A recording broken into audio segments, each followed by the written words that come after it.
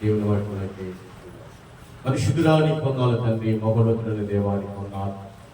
ఘనమైన కార్యములు, ఆశ్చర్యమైన కార్యములు చేయగల దేవాన్ని పొందాలి. స్తోత్రములు తండ్రి. మధ్యకాల సమయంలో ఈ 3 దినాల ఉపవాస ప్రాంతంలో దేవాన్ని బిడ్డలు పాల్గొంటుండగా దేవాన్ని సన్నిధిని స్థలంలో ఉంచండి, ఆత్మస్థలంలో ఉంచండి.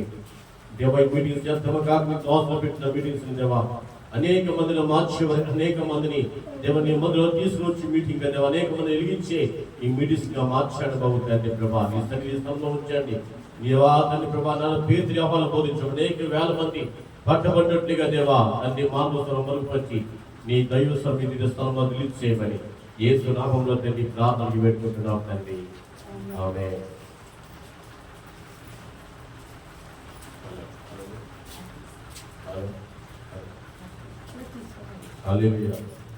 సభలో దేవుని వాక్యాలకు మనం నేను అంటాం. దేవుని పెట్టారా మరి సమీక్షణ దైవజనులకి మరి అక్కడికి ప్రత్యేక వందనాలు. దేవుడు మీ జీవితంలో అద్భుతాలు చేయడానికి ఆశ్చర్యతే ఈ గ్రామం కొరకు మరి ఇక్కడ ఉన్న ప్రజలు ఎంతో ప్రయాసపడతా ఉన్నారు రాజులు, కానీ అందరూ వస్తున్నారు కానీ మన వాళ్ళు ఎవరు రావట్లేదు.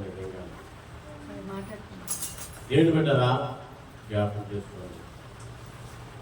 ఈ రోజు ఉన్నవాడు రేపు కాపాడలేదు.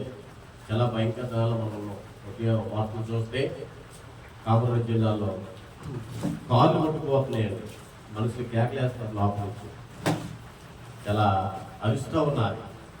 కాపాడండి కాపాడండి, కాళ్ళు నుంచి అట్లా ఉంటే కాళ్ళు కొట్టుకుపోతున్నారు.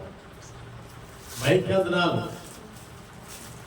అందుకే దైవజనులు చెప్పినట్లుగా మనకి నీకులు మన కుటుంబాలకి ఏమిటి రక్షణ కావాలి. రక్షణ లేకపోతే దేవుని రాజ్యానికి నువ్వు వారసులు కదండి. హల్లెలూయా. దేవుని వాక్యం నుంచి మనం మాట చదువుతాం ఒకసారి.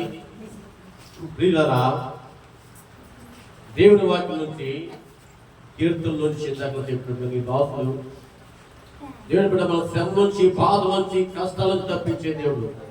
18వ కీర్తన నుంచి చూడండి. దేవుని వాక్యం ఆలోచన మనం చదువుతాం ఒకసారి.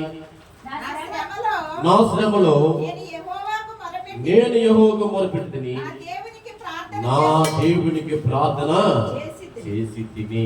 హల్లెలూయా. శ్రమలో ప్రార్థన చేయాలంటండి.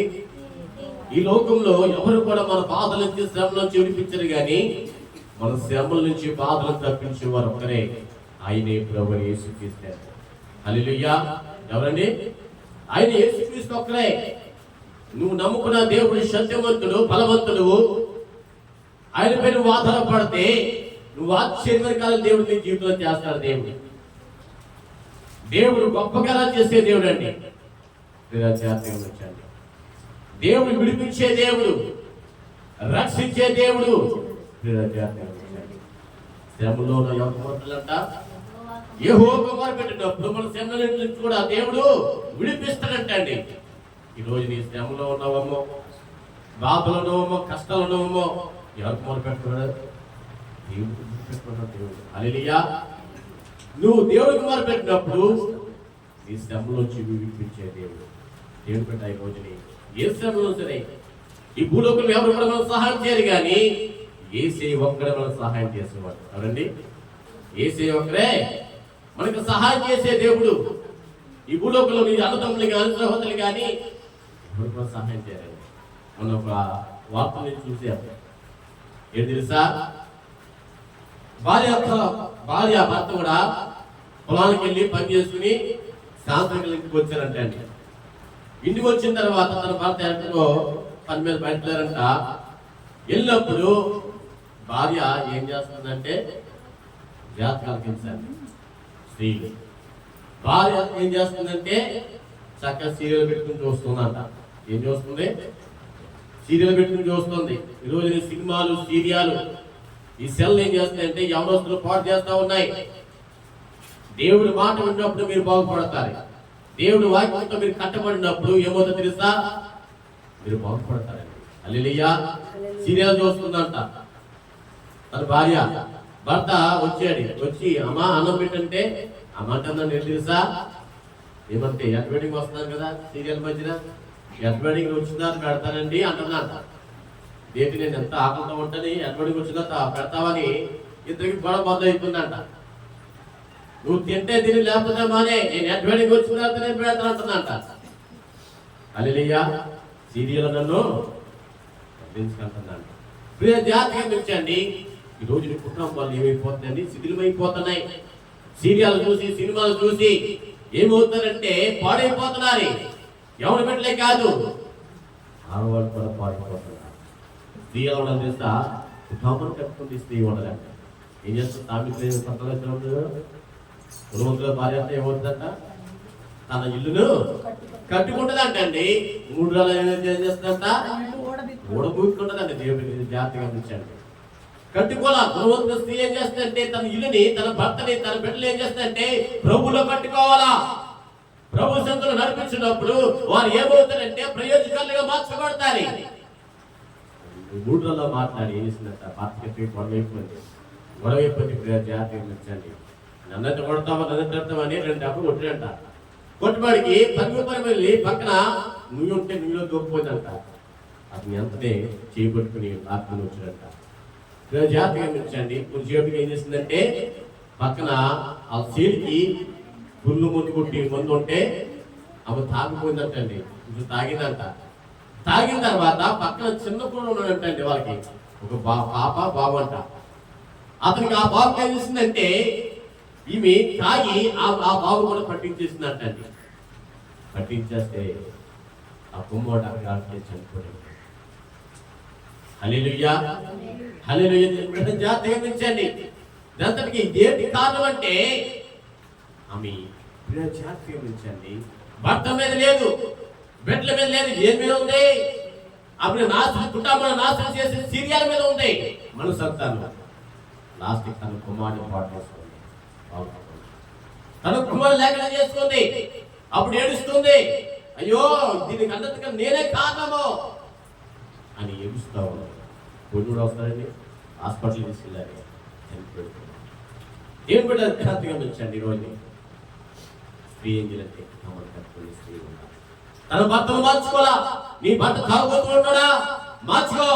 నీ బిడ్డ తిరిగిపోతున్నారా, లేకపోతే తాగుతా తిరుగుతా, లేకపోతే ఈ లోకంలో డ్రగ్స్ తాగుతా, మందు తాగుతా, పేకటాడుతున్నారా, నీ బిడ్డలు మార్చుకో.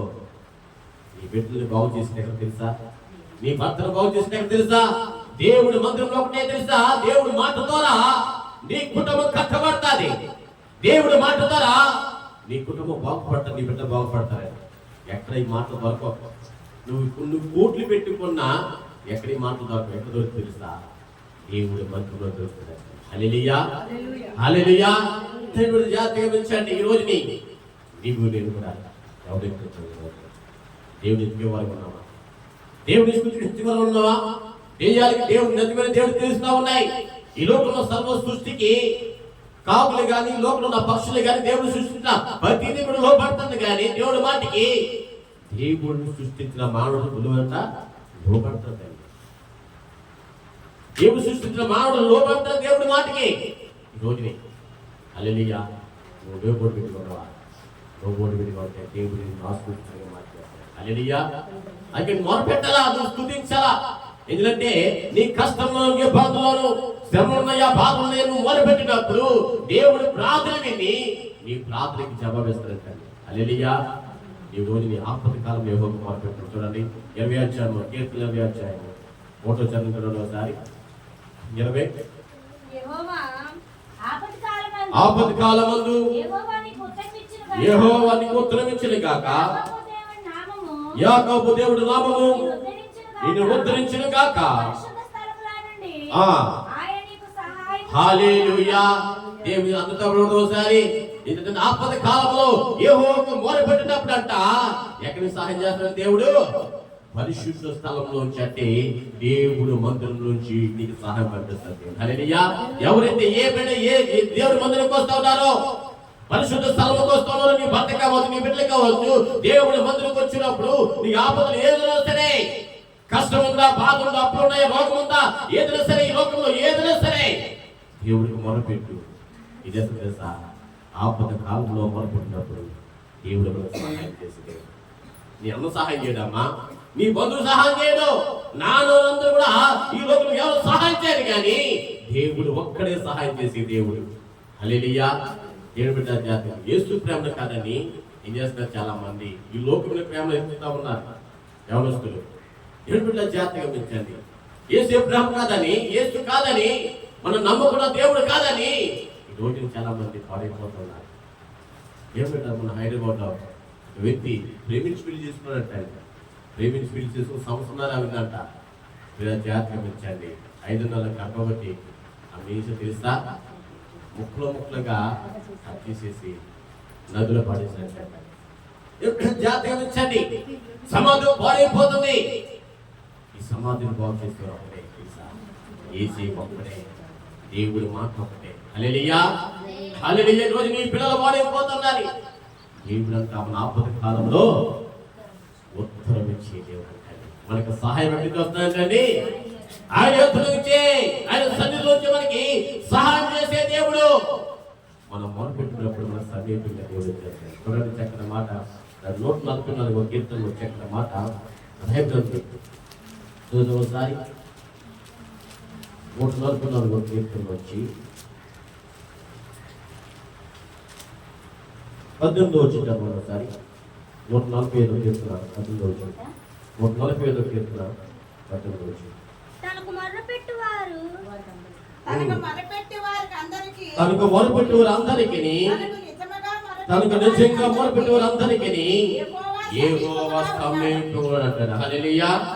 ఎవరు సమీపండి? తనకు నిజంగా మొరపెట్టిన వారికి. ఈ రోజు కష్టాలు వస్తున్న చెల్లి, తమ్ముడు కష్టాలు వస్తా ఉన్నాయి, బాధలు వస్తా ఉన్నాయి. నువ్వు మొరపెడుతున్నావా?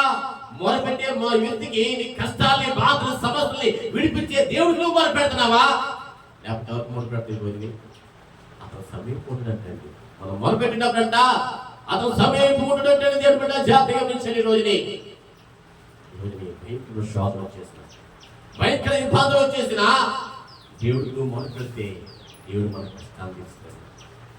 జాగ్రత్తగా గమనించండి. ఒక స్త్రీ ఉంది, ఆ స్త్రీ ఏం చేస్తుంది తెలుసా? మొరపెడుతుంది. తన జాతికి అంతా కూడా ఏమవుతుంది? కష్టం వచ్చేసింది, బాధ వచ్చేసింది. వారందరూ కూడా చంపాలని చూస్తా ఉన్నారు రాజు. రాజుని ఏం చేద్దంటే చంపాలని చూస్తా ఉన్నాడు. ఆమె వ్యక్తి ఏం చేసింది తెలుసా? ఆ యూదుల మీద ఒక కుట్ర పొంది వారందరూ లేఖన చేసేద్దాం భూమి మీదని కుట్ర పొందుతా ఉన్నాడు. అటువంటి సమయంలో ఏం తెలియజేస్తుంది తెలుసా? ప్రార్థన చేస్తుంది, ఉపవాసం ప్రార్థన చేస్తుంది. హల్లెలూయా. ఏం చేస్తుందంటే మొరపెడుతుంది. ఆమె రానే కానీ వరకు మొరపెడుతుంది తెలుసా? ఆ బాధ నుంచి, కష్టాల నుంచి, బాధల నుంచి, ఆ మనుషులు పడిన ఉచ్చులోంచి దేవుడు ఒక్కడే విడిపించే దేవుడు.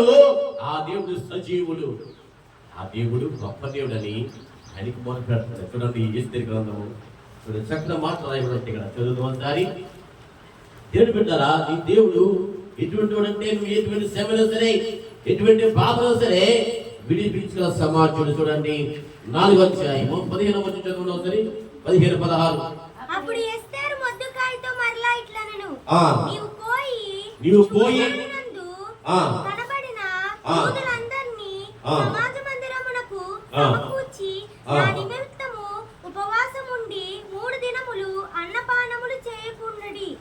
నేనును నా పని కత్తెలను కూడా ఉపవాసం ఉందుము. హల్లెలూయా. దేవుని స్తోత్రం. జాగ్రత్త. ఈ ఆమోన వ్యక్తి తెలుసా? అయ్యా, మన దేశంలో యూదులు ఉన్నారు, వారు మన దేశంలో ఉండకూడదు, మనం చంపేలా మన ఖనిజాలలో ఏమైపోతుంది, తక్కువైపోతుంది, వాళ్ళు చంపేస్తే అయిపోతాయని ఒక కుట్ర పొందాడు. మనం యథార్థంగా వెళ్ళినప్పుడు, నమ్మకం వెళ్ళినప్పుడు ఈ లోకంలో అనేక మంది కుట్రలు పొందారు, కానీ ఆ కుట్రలను విడిపించే దేవుడు మన దేవుడు అండి. హల్లెలూయా. జాగ్రత్త. ఇస్తారంటే అయ్యా ఇదిగో నేను వెళ్ళి 3 దినాలు ఉపవాసం ఉండి దేవుడి సన్నిధిలో ఉపవాసం ఉండి ప్రార్థన చేస్తాను, నా కొరకు కూడా మీరు ప్రార్థన చేయండి అని ఏం చేస్తుందంటే ఒత్తిడి చెప్తుందన్నమాట. హల్లెలూయా. జాగ్రత్తగా వారి మీద భయంకరమైన శ్రమ వచ్చేసింది. ఏ శ్రమ అంటే మరణ శాస్త్రమైన శ్రమ వచ్చేసింది. ఇక్కడ ఏమన్నా చూడండి చక్కటి మాట. అదే 3వ అధ్యాయం నుంచి చూడండి 8వ వచనం ఒకసారి. అంతటా అహష్వేరోషుతో చెప్పినదేమనగా, మీ రాజ్య సంస్థానము ఆ. జనులలో ఆ. ఒక జాతి వారు చెదరి ఉన్నారు. ఆ. వారి విధులు సకల జనుల విధులకు వేరుగానున్నవి. అబ్బా. వారు రాజు యొక్క ఆజ్ఞలను గైకొను వారు కారు. హల్లెలూయా. నీ విధులకి వ్యతిరేకంగా ఉన్నాయి. ఇదిగో అంటున్నాడు మాట. అమ్మనే అంటాడు, ఏమో తెలుసా, నీకు మనకు వ్యతిరేకంగా ఉన్నాయ్యా, మన వేరు వాళ్ళ వేరుగా ఉన్నాయి. ఈ జాతి మనం తీసేద్దామని కుట్రలు పోతా ఉన్నాడు.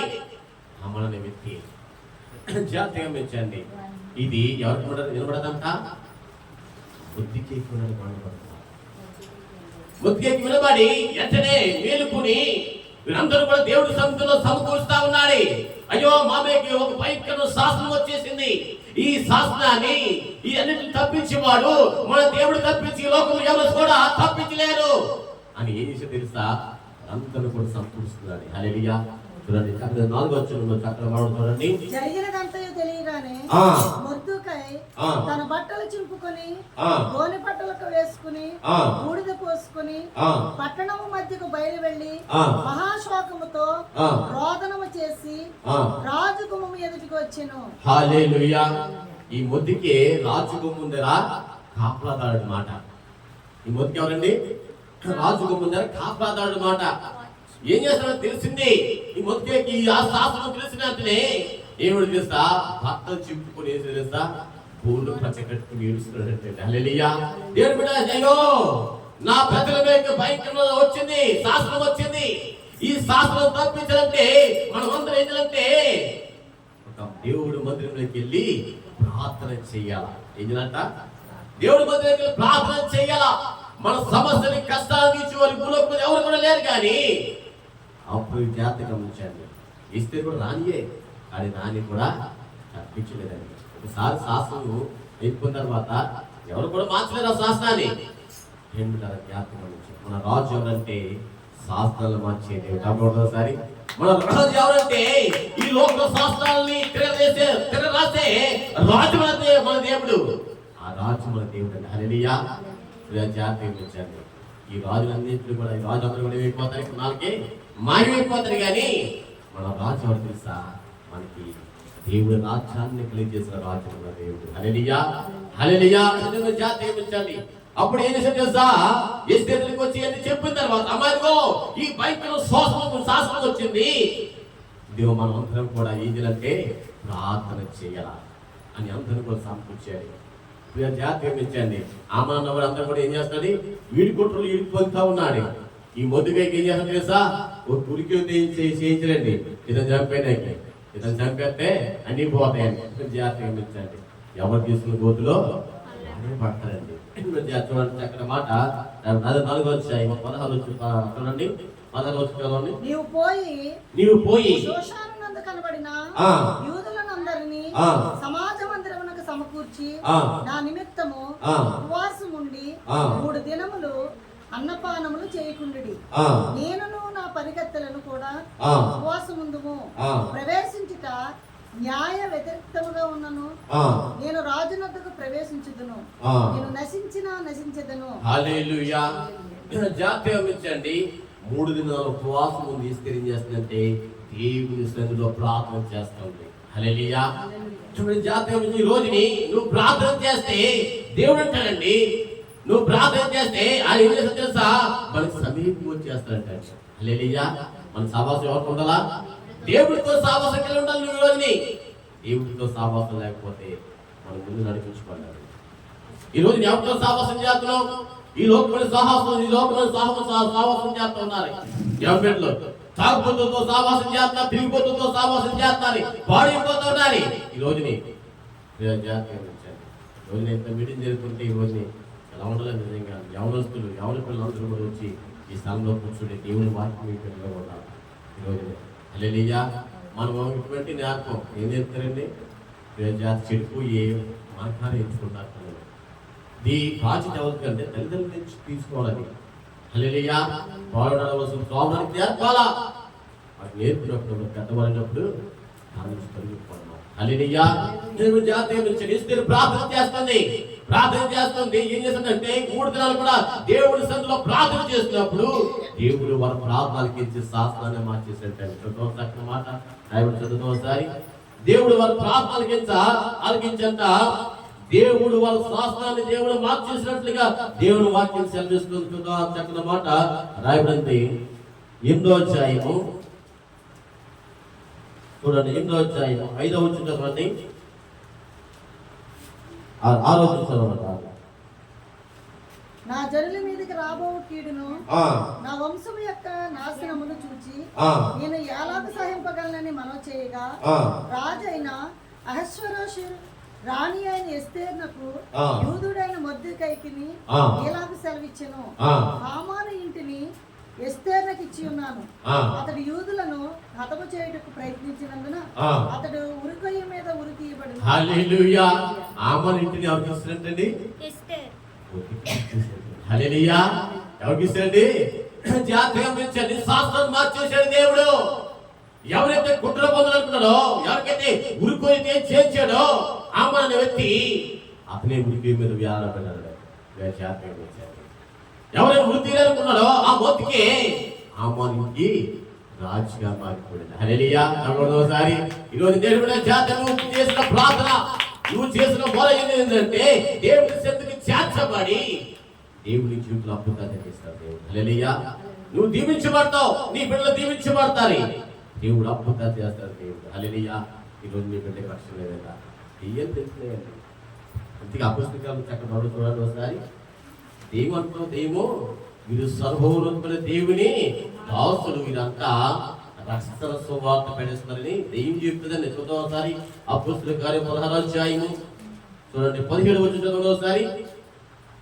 ఆమె పౌలను మమ్మల్ని వెంబడించి ఈ మనుషులు సర్వోన్నతుడైన దేవుని దాసులు, వీరు మీకు రక్షణ మార్గము ప్రచురిస్తున్నారని కేకలు వేస్తున్నారు. ఎవరో తెలుసా? కూర్చున్న ఏమి చేస్తున్నారు తెలుసా? వీరు సర్వోన్నతుల దాసులు, వీరు రక్షణ సువార్త పెడించే దాసులు దైవజనులలో అని చెప్తున్నారు. హల్లెలూయా. ప్రియ జాతీయులు ఈరోజు ఏలు తెలుస్తూ ఉన్నాయి. అన్ని భూలోకంలో ప్రతి ఒక్కరికి తెలుస్తూ ఉంది. నిజమైన దేవుడు ఇతనా, ఇతను లోపలక్షకుడని ప్రతి ఒక్కరు తెలుసుకుంటున్నారు. కానీ మన పక్కనే దేవుడి మందిరం అంత ఇప్పుడు తెలియదండి. ఒకప్పుడు చనిపోయిన తర్వాత అప్పుడు బాధపడతారు. అయ్యో పక్కనే నా దేవుడి మందిరం ఉంది, దేవుడు వాక్యం వినబడినప్పుడు నేను దేవుడి మందిరం పోకుండా దేవుడిని స్తుతించడం మానేశాను, ఈ రోజు నరక యాత్రలో కాలపడుతున్నాయని అప్పుడు బాధపడతారు. దేవుడి జాతకం దేవుడి వాక్యము అందినప్పుడు దేవుడికి మనం నెగ్లెక్ట్ చేస్తే ఎప్పుడు మీరు పడతారు. హల్లెలూయా. జాతకం మనుషుడు చెడిపోతా ఉన్నాడు. ఓ మనుషుడు ఏమైనా చెడ్డవాడుగా మారిపోతున్నాడంటే తెలుసా? ఈ భూలోకంలో అనేక దుష్ట శక్తులు, దురాత్మ శక్తులు ఏం చేస్తున్నారు? మనుషులు నాశనం చేస్తా ఉన్నాయి. రోజుని మనుషులు పాడైపోతాయంటే మనం నాశనం అయిపోతామంటే మన పీడిస్తున్న దురాత్మ శక్తులు మనుషులు ఏం చేస్తారంటే నాశనం చేస్తున్నారు. కానీ మన దేవుడు ఎన్నింటిని విడిపించి రక్షించలా సమర్చడు దేవుడు. అందుకే మార్కు సువార్తలో చూడండి, ఆ మనుషుడు పాడైపోతాడంటే మనలో ఏమైపోతుందంటే మన హృదయం అంతా చెడిపోతుందంట. మన హృదయం పాడైపోతుంది. దేవుడు వాక్యం సెలవిస్తుంది. మార్కు సువార్త 7వ అధ్యాయము చూడండి 19వ వచనం ఒకసారి. అది వారి హృదయంలో ప్రవేశించి కడుపులో ప్రవేశించి బహిర్భూమిలో విడవబడును. ఇట్లు అది భోజన పదార్థములన్నిటిని పవిత్రపరచును. మనుషుల లోపల నుండి బయలు వెళ్ళినది మనిషిని పవిత్రపరచును. లోపల నుండి అనగా మనుషుల హృదయంలో నుండి దురాలోచనలను, జారత్వములను, దొంగతనములను, నరహత్యలను, వ్యభిచారములను, లోభములను, చెడుతనములను, కామ వికారములను, మత్సరమును, దేవదోషమును, అవివేకమును వచ్చును. చెడ్డవనియు లోపల నుండి బయలు వెళ్ళి మనిషిని అపవిత్రపరచునని ఆయన చెప్పారు. హల్లెలూయా. ఇవన్నీ కూడా మన హృదయంలోకి వెళ్ళిపోంట మనుషులు ఏం చేస్తాడని మనుషులు పాడు చేసేస్తా ఉన్నాయి. ఇది తెలుసా, ఎన్ని కూడా మనలోకి జలత్వము, దొంగతనము, చెడిని ఎన్ని కూడా మన హృదయంలోకి వెళ్ళి ఒక మనుషులు పాడైపోదంటే మనకి ఏం పాడైపోతుంది? మన హృదయం పాడైపోతుంది. మన హృదయంలోకి ఏమొస్తుంది తెలుసా? ఈ చెడు ఆలోచనలు మన హృదయంలోకి వెళ్ళిన తర్వాత మనం ఏమిపోతుంది తెలుసా? మారిపోతాం, చెడిపోతామంట. ఒక మనుషులు చెడిపోతానంటే నీ హృదయం చెడిపోతుంది. అందుకే దేవుడి వాక్యం సెలవిస్తుంది, ఈ హృదయం ఏమంట? దేవుని ఆలయం అంటే అండి. ఈ హృదయంలో దేవుడు నివసిస్తా ఉంటాడు. ఎవడైతే దేవుడు ఆలయాన్ని పాటు చేస్తాడో వారిని దేవుడు పాటు చేస్తాడు. ఈ రోజుని దేవుడు జాతీయం ఇచ్చాడు, హృదయాన్ని దేవుడికి ఇచ్చాడు. ఎలీయా రాత్రి దైవజనం చెప్పారు కదా, ఎలీషా ఇదేట ఆమె కుండ దేనికోసం సాధుని చెప్పారు? కుండ దేవుడు హృదయం అని సాధుని చెప్పారు. హల్లెలూయా. జాతీయం ఇచ్చండి. ఒక మనుషుడు పాడైపోతాడంటే నీ హృదయం పాడైపోతే మనుషుడు పాడైపోట్లే. ఈరోజు నువ్వు బాగుపడాలంటే నీ హృదయం పరిశుద్ధంగా ఉంచుకోవాలి. హల్లెలూయా. మనుషులు పాడైపోతారంటే కారణం తెలుసా? ఈ భూమిలోకంలో నివసిస్తున్న ప్రతి దురాత్మ శక్తుల్ని మనుషులు పాడు చేస్తా ఉన్నాయి. నీ బిడ్డలు పాడు చేస్తా ఉన్నాయి. తప్పుడు మనలో జీవించుగా చేస్తా ఉన్నాయి. ఈ రోజుని తాగుతా తిరుగుతా ఉండి ఏం చేస్తారంటే తన జీవితాలు పాడు చేసుకుంటా ఉంటున్నారు. నీ కుటుంబాలు కట్టి దేవుడి మందిరాన్ని ఏం చేస్తామంటే మనం నిర్లక్ష్యం చేస్తా ఉన్నాం. నీ కుటుంబాన్ని బాగు చేసి దేవుడి మందిరాన్ని మనం ఏం చేస్తామంటే నిర్లక్ష్యం చేసి ప్రార్థన చేయక ప్రార్థన అనేసి ఇంటికి ఏం చేస్తాం? ముస్లాం తప్పులు చెప్పుకుంటాం. కానీ నువ్వు చెప్పుకుంటే దేవుడి మాటలు చెప్పుకుని దేవుడి వాక్యాన్ని ప్రార్థన చేసుకునే వారుగా మనం ఉండదండి. ఏం చేస్తాం? ఇంకా అంత మాట కూడా ముస్లిం మాట కబుర్లే వాళ్ళ కోసం ఏర్కొరకు ఆ కుటుంబం కొరకు ఈ కుటుంబం కొరకు మాట్లాడుకొని తప్పించి నీ కుటుంబంలో బాగుపడే దేవుడి మందిరానికి వచ్చి నీ కుటుంబం కొరకు నీ కుటుంబం రక్షణలో తెచ్చి నీ కుటుంబాన్ని చెడు నుంచి పాపం నుంచి ఇడిపించి దేవుడి మందిరానికి వచ్చి దేవుని స్తుతించుకోవాలన్నారు. ఇవన్నీ రోజుని అందుకే దేవుడి వాక్యం చదివిస్తుంది. యోహాను సువార్త 3వ చక్కని మాట ఉంటుంది. ఒకసారి మనుషులు అంట విలువని ప్రేమించగా చీకటిని ప్రేమిస్తారని దేవుడి వాక్యం చదివిస్తా ఉంది. చదువుతూ ఒకసారి అందరూ ప్రశ్న తీసి చదువుతూ ఒకసారి 3వ అధ్యాయము 19 చదువుతూ ఒకసారి 3:19.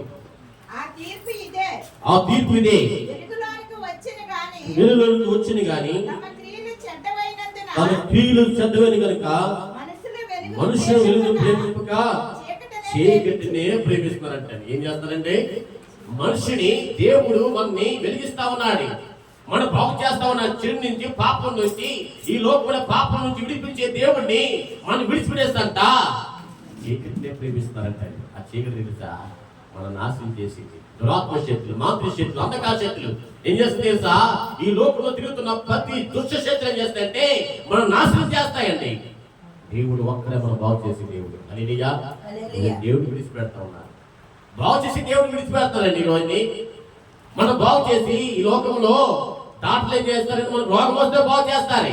కానీ ఇప్పుడు జాతీయం వచ్చారు మన పాపం నుంచి, మన చెడు క్రియల నుంచి, తాగుబోతుల నుంచి, వ్యభిచారం నుంచి, దొంగతనాల నుంచి, పేకాట నుంచి, అనేక పాపం నుంచి విడిపించే మందు ఎవరైనా తెలుసా? దేవుడి వాక్యమే. ఏ బిడ్డ దేవుడి వాక్యంలో ఉంటారో, దేవుడి వాక్యము మన హృదయంలో నింపబడతారో ఆ మనుషుడు వెలిగించబడతాడండి. ఆ మనుషుడు వెలిగించబడతాడు. అందుకే దేవుడు వాక్యం స్పష్టంగా చెప్తుంది, వీళ్ళు ప్రేమింపగా చీకటిని ప్రేమిస్తారండి. ఈ రోజు జాతీయం ఈ రోజు ఎన్నో కోట్ల మంది మన భారతదేశంలో, కానీ మార్పు కొంతమంది ఎన్ని దేశా చీకటిని ఈ లోకంలో దుష్టశక్తులను ప్రేమిస్తారు, పాపాన్ని ప్రేమిస్తా ఉన్నారు. ఈ లోకం చెడు క్రియలను ప్రేమిస్తూ ఉన్నారు, కానీ మనిషిని ప్రేమించేవారు హల్లెలూయా. జాతీయం ఈ రోజు కుటుంబం బాగుపడాలి. వెళ్తున్నాడు జీలధికారి అంటా ఉన్నాడు, అయ్యా పౌలు శిలలో జైలు ఉన్నప్పుడు అంటా ఉన్నారు, అతని దగ్గరికి వచ్చి ఉరుగుతా వచ్చు అంటున్నాడు. జైలధికారి, అయ్యా మేము రక్షణ పొందాలంటే మేము ఏమి చేయాలా అని ఏం చేస్తున్నా తెలుసా? ఉరుగుతా వచ్చి అంటున్నారు. అప్పుడు అన్నాడు చూడండి, అపోస్తలుల కార్యము 16వ అధ్యాయంలో చక్రవర్తి మాటలు చెప్పి 2 మాటలు చెప్పి చూడండి. అపోస్తలుల కార్యము 16వ అధ్యాయము 29 చెప్పి లోపలికి వచ్చి వణుకుచు పౌలుకును శీలకును సాగిలపడి వారిని వెలుపలికి తీసుకుని వచ్చి తీసుకుని వచ్చి అయ్యలారా రక్షణ పొందుటకు నేనేమి చేయవలనని అందును అందుకు వారు ప్రభు యందు యేసునందు విశ్వాసముంచుడి, అప్పుడు నీవును నీ ఇంటి వారును రక్షణ పొందురు. హల్లెలూయా, దేవుని స్తోత్రం. ఏమన్నా తెలుసా, ప్రభు యందు విశ్వాసం ఉంచి ఉన్నప్పుడు నీవును నీ కుటుంబం అంతా కూడా రక్షణ పొందుతారు. హల్లెలూయా, జాగ్రత్తగా పెంచండి. ఈ రోజు మనకు గ్రామం వెళ్ళాలంటే టికెట్ తీసుకోవాలా బస్కి. ఇక్కడ తీసుకుంటే ఈ భూలోకంలో మనం తీసుకుంటే టికెట్ లేకుండా ఫ్రీ బస్ పడేసేయాలి. హల్లెలూయా, జాగ్రత్తగా పెంచండి. ఒక గ్రామానికి వెళ్ళాలంటే ప్రాంతానికి వెళ్ళాలంటే మనం టికెట్ తీసుకోవాలి, ట్రైన్ కానీ బస్సు కానీ. కానీ దేవుని రాజ్యానికి వెళ్ళాలంటే రక్షణ టికెట్ లేకపోతే, రక్షణ సువార్తకి బాప్తిసం లేకపోతే, నువ్వు రక్షించబడపోతే, నువ్వు ప్రభు రక్తంలో కడగబడపోతే నువ్వు ఎక్కడవండి దేవుని రాజ్యంలో ప్రవేశం లేదండి. హల్లెలూయా, నువ్వు ఎంతో అనుకున్నా ఉన్నారు ఇవన్నీ పర్లేదు, మాకు బాగుంది, డబ్బు ఉంది, ఆస్తి ఉంది, అంతస్తు ఉంది అనుకుంటారా కానీ జాగ్రత్తగా పెంచండి. పొద్దున నీ డబ్బు నేను కాపాడుతావు, నీ ధనం నేను కాపాడుతావు, ఏమిటో నేను కాపాడు, నీ బంగారం నేను కాపాడుతావు. నేను బిడ్డ జాగ్రత్తగా దేవునికి వెళ్ళి లేకపోతే ఈ లోకం అంతా కూడా మనము శూన్యమైంది అన్నాడు. అయ్యా అయ్యా పౌలు సేవకులు, మేము రక్షణ పొందడానికి మేము ఏమి చేయాలంటున్నాను అప్పుడు అన్నారు పౌలు సేవకులు, ఇదిగో నువ్వేం చేయాలా, ప్రభు మాటలు విను, నువ్వు రక్షించబడతావు, దేవుడి వాక్యం నువ్వు కలగబడతావు. దేవుడి మాటలు ఉంటే నువ్వు కుటుంబం కూడా రక్షించబడతాడు. హల్లెలూయా, దేవుడు చేస్తాడు. ఈరోజు మన కొరకు ప్రాణం పెట్టిన దేవుడు మాటలు చెప్పి చూడండి. రోమిలకు రాసిన పత్రిక, రోమపత్రిక చూడండి, చెప్పిన మాట 5వ అధ్యాయము. దేవుడు అంట మన కొరకంట తన ప్రాణం నేను సమర్పించినట్టే. ఈరోజుని దేవుడు వాక్యం సెలవిస్తా ఉంది. దేవుడు వాక్యము 5వ అధ్యాయం 8వ వచనం రెండోసారి, అయితే దేవుడు మన ఎడల తన ప్రేమ వెల్లడిపరుచున్నాడు. ఎట్లనగా మనమిక్కను పాపులమే ఉండగా క్రీస్తు మన కొరకు చనిపోయేటండి. జాగ్రత్తగా పెట్టండి. మన పాపులమే ఉండగా క్రీస్తు అంత మన కొరకు ఏమైపోయినంట చనిపోయేటండి. ఈ భూలోకంలో ఎవరన్నా మన పాపల కొరకు ఎవరన్నా చనిపోయిన ఎవరన్నా ఉన్నారా? ఈ భూలోకంలో ఎవరైనా సరే, ఈ లోకంలో మన పాపముల కొరకు, మనం చేసిన అతిక్రమణ కొరకు ఎవరైనా మరణించారంటే ఈ భూలోకంలో ఎవరు కూడా లేరండి. ఆయన ఒక్కరే యేసుక్రీస్తు ఒక్కరే మన కొరకు. ఎవరి కొరకు నాకు మార్చారు విశ్వాసంగా చదువున్న నాకు. అయితే దేవుడు మన ఎడల ఎట్లనగా మనం ఇంకను పాపులమే ఉండగా క్రీస్తు మన కొరకు చనిపోయిను. హల్లెలూయా, ఎవరి కొరకు చనిపోయినట్టు చెప్పండి ఒకసారి. మన కొరకే చనిపోయినట్టు అండి. శిలువలో అతను ఏం చేశారంటే చంపేశారు. మన కొరకు అతను ఏం చేశారంటే అరిచేతిలో మేకులు కొట్టారు, పక్కలో బల్లుతో పొడిచారు, అతని మీద ఉమ్ములు వేశారు, రాళ్ళు వేశారు. అతను ఏమి చేసా మౌనమైపోయి మన కొరకు అతను మన కొరకే మరణించాడు, మన పాపల కొరకే మరణించాడు. కానీ కుటుంబం రక్షణ లేదా, నీ విరుపులకి రక్షణ లేదా? రక్షణ లేకపోతే రక్షించబడి వారు తీసుకోండి, మరణం పొందాలి. ఎప్పుడు ఈ సమయం మనం మరణిస్తామని ఈ భూలోకాన్ని విడిచిపెట్టి వెళ్తామో తెలియదు. కానీ ఆ నరకంలో కాలబడకుండా ఉండాలంటే ఈ భూలోకంలో ప్రభువు యేసుక్రీస్తు మన కొరకు ప్రాణం పెట్టిన దేవుడు నమ్ముకుంటే మన భయంకర ఉగ్రతను మనం తప్పించబడతాం, దేవుని రాజ్యాన్ని మనం స్వతంత్రించుకుంటాం. ఈ కొద్ది మాట దేవుడు దీవించిన కాక సమీపించిన తల్లిదండ్రులకి మా పాట పాడండి. శిబా గారు పాట నవ్య ఇది నెక్స్ట్ నాకు తెలియదు.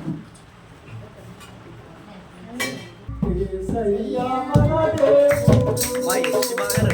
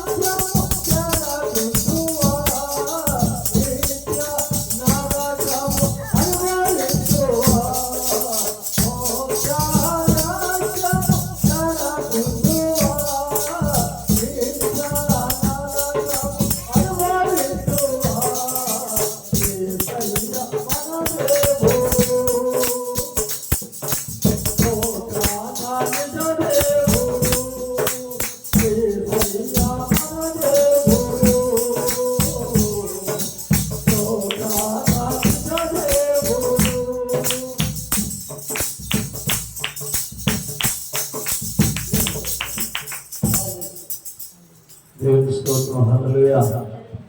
చెప్తామండి హల్లెలూయా. ఇలా రైట్ వరకు చక్కటి సేవకులు మాటలను